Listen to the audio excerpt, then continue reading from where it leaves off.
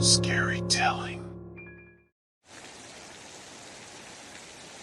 I arrived at the remote cabin in the woods with my husband Charlie, ready for a weekend of fun with our friends. We had been planning this trip for months, and I was looking forward to spending some quality time with everyone. Ivy, Alan, Mia, and Dave were already there, and we could hear their laughter from outside. As we walked in, I could feel the tension in the room. Ivy and Mia seemed to be at odds with each other, and there was a sense of unease that I couldn't quite shake.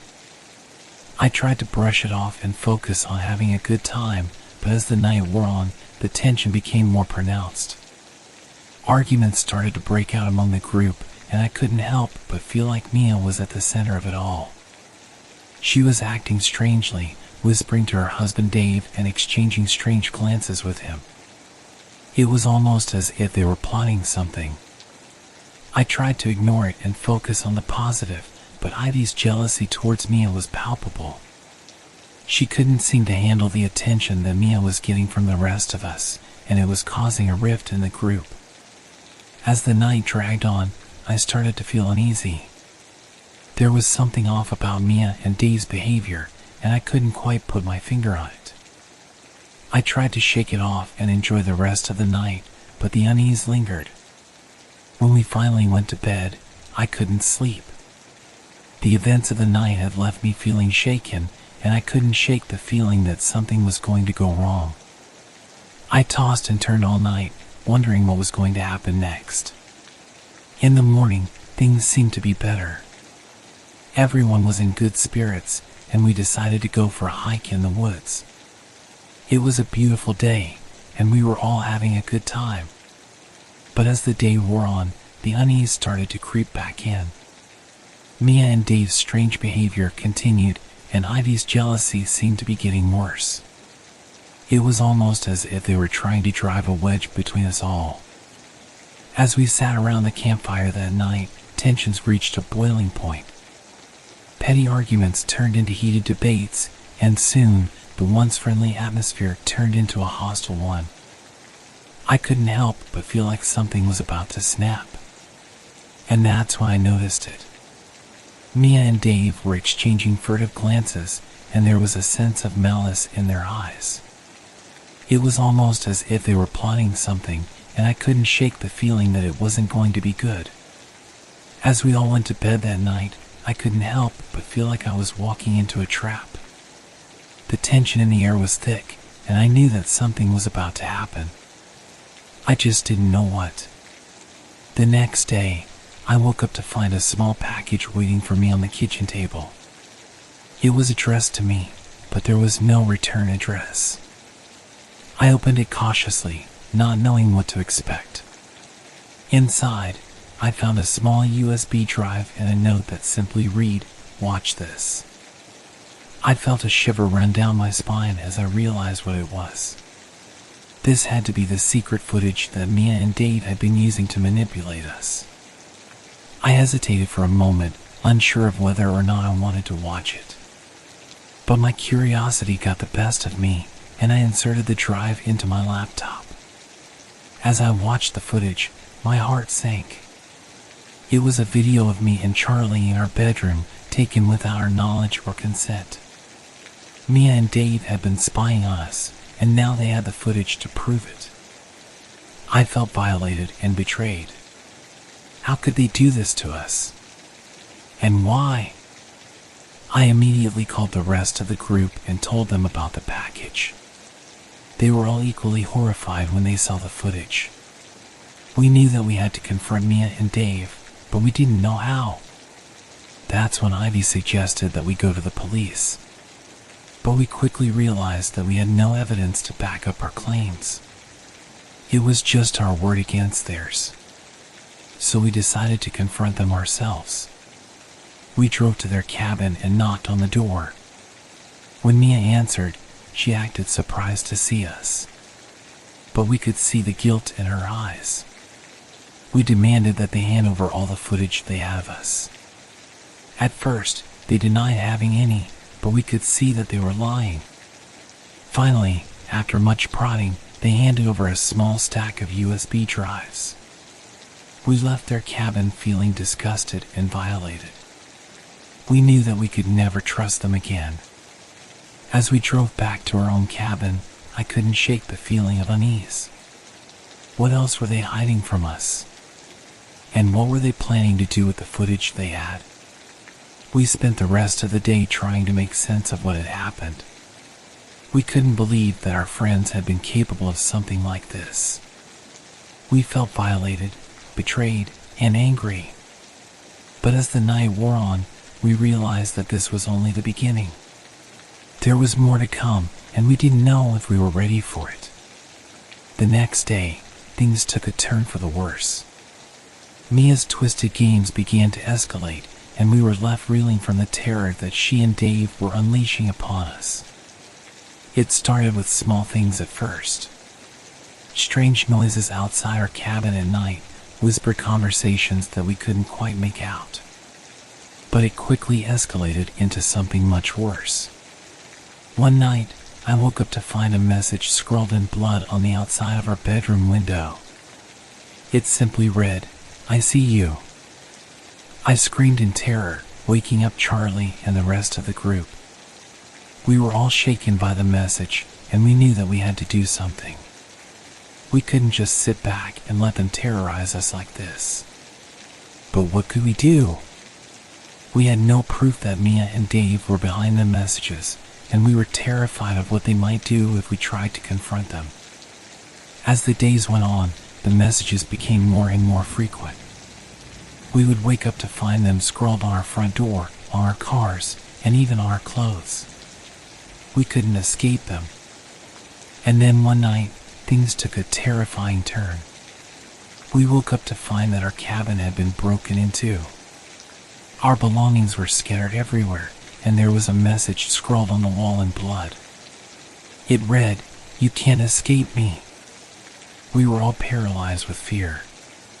We didn't know what to do or where to turn. We were completely at the mercy of Mia and Dave, and we knew that we were running out of time. Finally, I decided that enough was enough. I couldn't live in fear anymore. I had to confront them, no matter what the consequences might be. I called Mia and Dave and demanded that they meet us at a neutral location. They agreed, and we drove to a nearby park to confront them. At first, they denied everything. But when I showed them the messages that we had received, they couldn't deny it any longer. They had been the ones behind the terror that we had been experiencing. We demanded that they stop, but they just laughed at us. They seemed to be enjoying the power that they held over us, and it was clear that they weren't going to stop anytime soon. As we left the park, I knew that things were only going to get worse. We had no idea what they were planning next, but we knew that we had to be ready for anything. The fear and paranoia that we were experiencing were almost too much to bear. We couldn't escape them, no matter how hard we tried. We were completely at their mercy, and we didn't know if we were going to make it out alive. After our confrontation with Mia and Dave, we knew that we couldn't just sit back and wait for them to strike again. We had to take matters into our own hands and figure out what was really going on. I started to dig deeper, trying to uncover the truth behind Mia's strange behavior. At first, I didn't find anything out of the ordinary. But as I kept digging, things started to fall into place. I discovered that Mia and Alan had been working together all along, using Mia's pregnancy as a cover for their true intentions. They had been jealous of our group and were determined to tear us apart. They had been using the footage that they had collected to manipulate us and drive a wedge between us. But why? What had we ever done to them? As I delved deeper into their backgrounds, things started to make more sense. Alan had a history of mental illness and had been hospitalized several times for violent outbursts. Mia had been using his instability to her advantage, convincing him to go along with her twisted plans. I couldn't believe what I was discovering. Our friends had been pawns in a sick game, and we had no idea until it was too late. As the pieces started to fall into place, the fear that we had been experiencing turned into anger. We were determined to bring Mia and Alan to justice and make them pay for what they had done. But when we went to their cabin to confront them, they were gone. They had disappeared without a trace, leaving behind only fear and confusion. We searched the cabin for clues, but found nothing. It was as if they had just vanished into thin air.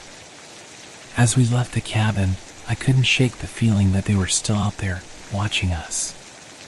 We had no idea where they had gone or what they were planning next, but we knew that we had to be prepared for anything. The aftermath of their twisted game was almost too much to bear. We struggled to trust each other and wondered if anyone else was watching us. Ivy and Charlie's marriage was on the brink of collapse due to the secrets that were revealed. We realized that we could never truly escape the darkness that Mia and Alan brought into our lives. But we were determined to move forward and try to rebuild the friendships that they had torn apart. In the aftermath of Mia and Alan's twisted game, we struggled to come to terms with what had happened. We were left with a sense of betrayal and paranoia that we couldn't shake. But as time passed, we started to rebuild our friendships. It wasn't easy, and there were times when it felt like we would never be able to trust each other again. But we were determined to try. Ivy and Charlie's marriage was the hardest hit by Mia and Alan's twisted game. But they worked hard to repair the damage and ended up stronger than ever. As for Mia and Alan, they were never found. We had no idea where they had gone or what they were planning next. But we were determined to be ready for anything. We installed security cameras around our cabins and made sure to always be aware of our surroundings. We didn't want to be caught off guard again. But even with all of our precautions, we couldn't shake the feeling that we were being watched.